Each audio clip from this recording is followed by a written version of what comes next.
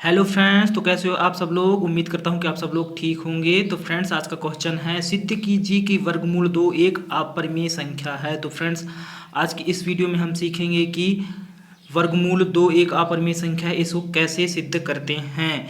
तो फ्रेंड्स, आपको जैसे कि वर्गमूल 5, वर्गमूल 7, बाकी के सभी प्रश्न आप इस वीडियो को देख लेंगे तो सॉल्व कर सकते हैं, वो भी बहुत ही आसान तरीका से। तो फ्रेंड्स, चलिए वीडियो करते हैं स्टार्ट और सवाल करते हैं सॉल्व। तो सबसे पहले क्या करना है फ्रेंड्स, सबसे पहले हमें माना कि एक कल्पना कर रहे हैं हम।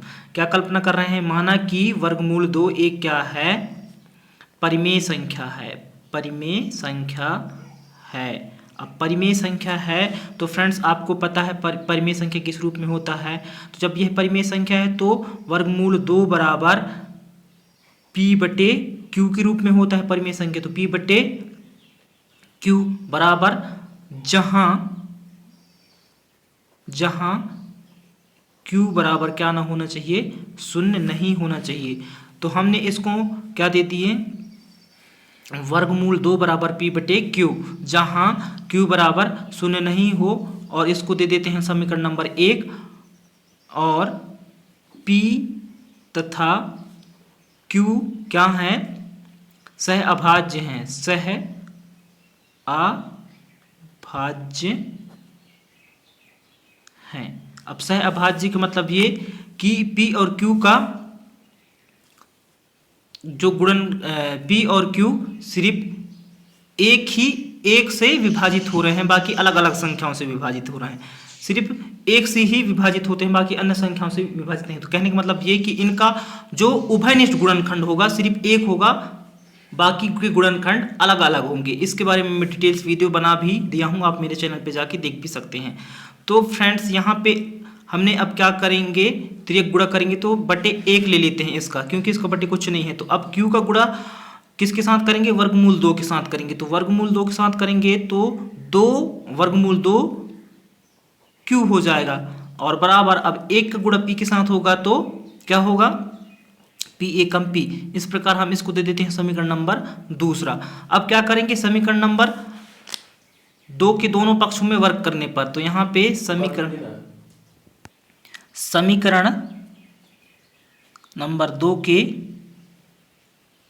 क्या करना चाहिए? वर्ग करने पर तो वर्ग करने पर दोनों पक्षों में वर्ग करना है, तो दो का भी वर्ग हो जाएगा और q का भी वर्ग, और बराबर p का भी वर्ग हो गया। अब यहाँ पे देखिए फ्रेंड्स, ये वर्ग से ये वर्गमूल कैंसिल, क्या बच रहा है? दो बच रहा है, और q का वर्ग बच रहा है यहाँ पे, और यहाँ पे बराबर की साइड क्या बच रहा है? p का वर्ग बच रहा है। इसको हम समीकरण नंबर दे देते हैं कितना? 3। अब यहाँ पे हम क्या करेंगे? q वर्ग का मान चाहिए, तो q वर्ग बराबर p वर्ग, और ये जो q के साथ में दो जुड़ा है गुणा के रूप में है, इसको हम बराबर किस साइड लाएंगे? तो ये हो जाएगा भाग के रूप में, बट्टे के रूप में। तो ये हो गया p बट्टे 2। इसको दे देते हैं समीकरण नंबर 4। तो यहाँ पे दो जो है फ्रेंड्स p वर्ग को विभाजित करता है, तो यहाँ पे लिखेंगे हम।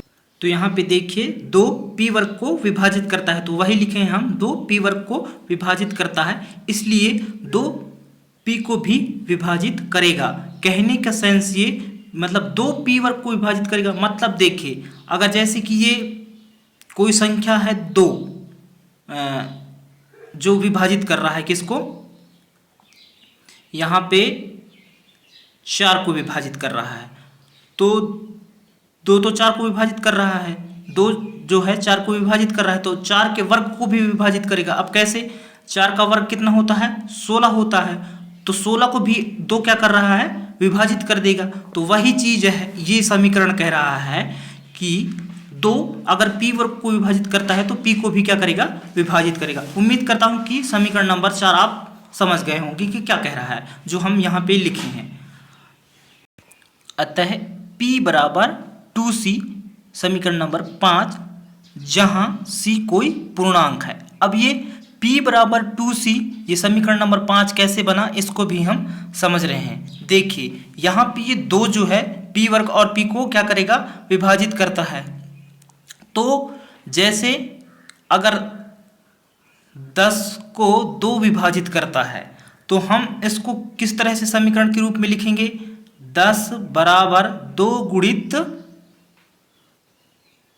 5 लिखेंगे, या C लिख सकते हैं। C जहां कोई संख्या होगा, उसी प्रकार यहां पे हमने लिखा है कि P बराबर 2C, मतलब C कोई पूर्णांक है, कोई संख्या है, जो 2 का गुणा हम किसी संख्या के साथ, किसी संख्या जो है C है उसके साथ करेंगे तो कौन सी संख्या प्राप्त होगी? जो P का मान है। उसी प्रकार हमने यहाँ पे समझाया, जैसे कि हम इसको अगर हम समीकरण के रूप में लिखेंगे, 10 को जैसे 2 विभाजित करता है तो 10 बराबर 2 गुणित 5 लिखेंगे।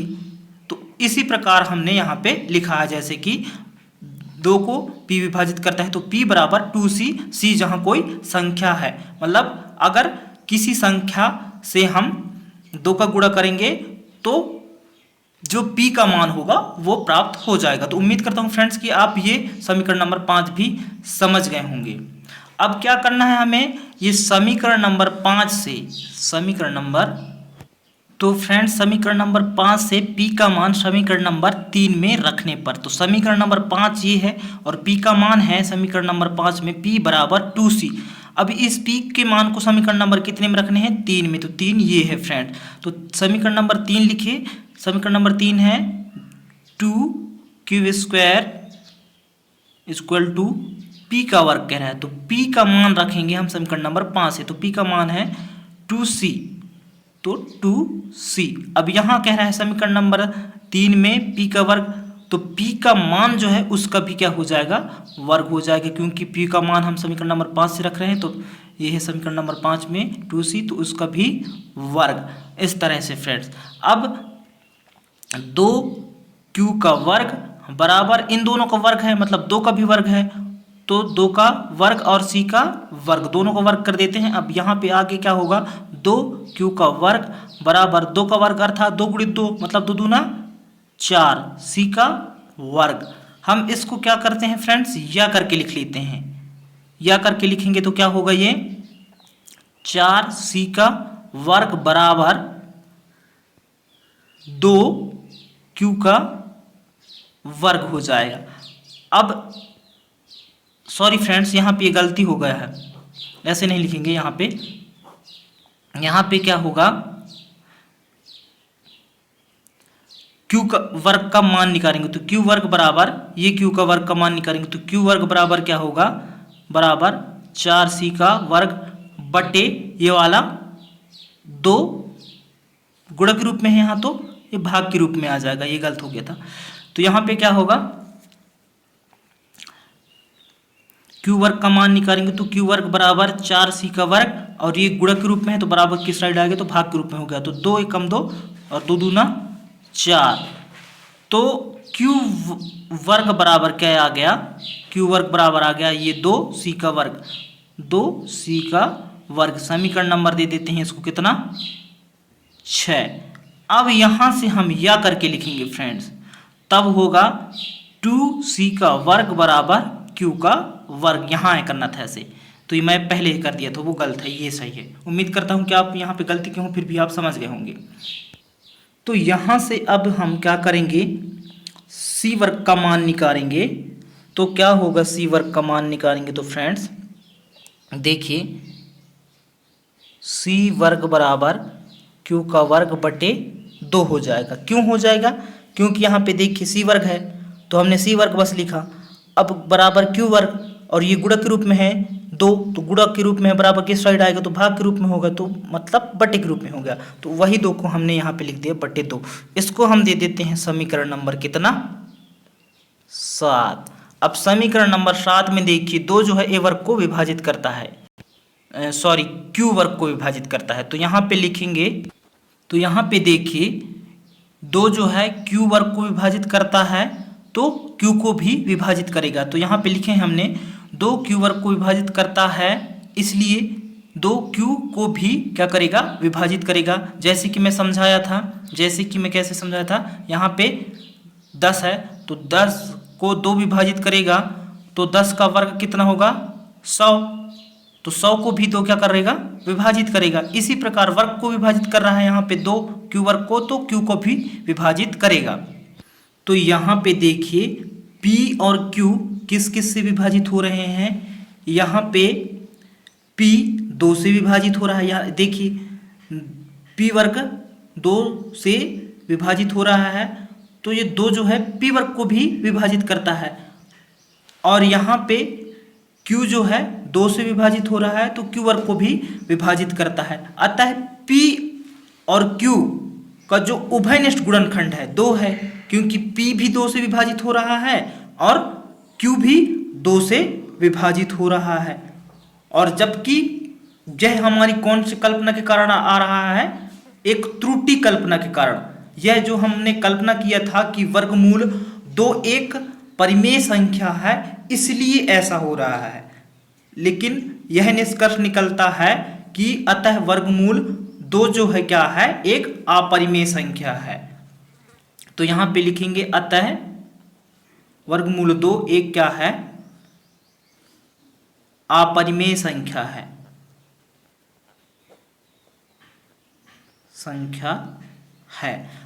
तो आपको और क्या, इससे पहले और क्या लिख लेना है कि हमारी गलत कल्पना के कारण P और Q, देखो P भी 2 से विभाजित हो रहा है। यहाँ पे देखिए P भी 2 से विभाजित हो रहा है और ये Q भी 2 से विभाजित हो रहा है। इसका मतलब ये कि P और Q का जो उभयनिष्ठ गुणनखंड कौन कौन कहलाएंगे, ये 2 कहलाएगा कि नहीं कहलाएगा। मतलब P भी 2 से विभाजित हो गया तो उसका गुणनखंड P का भी गुणनखंड 2 हो गया, और Q भी 2 से विभाजित हो गया। P यहाँ पे देखिए 2 से विभाजित हो रहा है और ये Q यहाँ पे देखिए भी 2 से विभाजित हो रहा है। मतलब P का भी गुणनखंड 2 और Q का भी गुणनखंड 2, मतलब क्या कहला गए, उभयनिष्ठ गुणनखंड कहला गए। तो ये हमारी गलत कल्पना के कारण एक जो उभयनिष्ठ गुणनखंड आए हैं, कम से कम 2 और उभयनिष्ठ गुणनखंड आ रहे हैं, लेकिन ये हमारी गलत कल्पना के कारण आ रहा है। जो क्या कल्पना किए थे हम कि वर्गमूल 2 एक परिमेय संख्या है, ये हमारी त्रुटि कल्पना के कारण आ रहा है। लेकिन वास्तव में P और Q का 1 के अलावा यहाँ पर, मतलब वर्गमूल 2 का 1 के अलावा उभयनिष्ठ गुणनखंड कोई अतिरिक्त नहीं है, ऐसा आपको यहाँ ऊपर और लिखना होगा। मैं वीडियो लंबा हो रहा है इसलिए नहीं लिख रहा हूँ। अतः यह निष्कर्ष निकलता है कि वर्गमूल 2 एक क्या है, अपरिमेय संख्या है। उम्मीद करता हूं फ्रेंड्स कि आपको यह वीडियो अच्छी समझ में आई होगी और पसंद आएगी। Thank you so much. अगर आप चैनल पे नए हो तो चैनल को जरूर सब्सक्राइब कर लें और वीडियो को लाइक कर लें।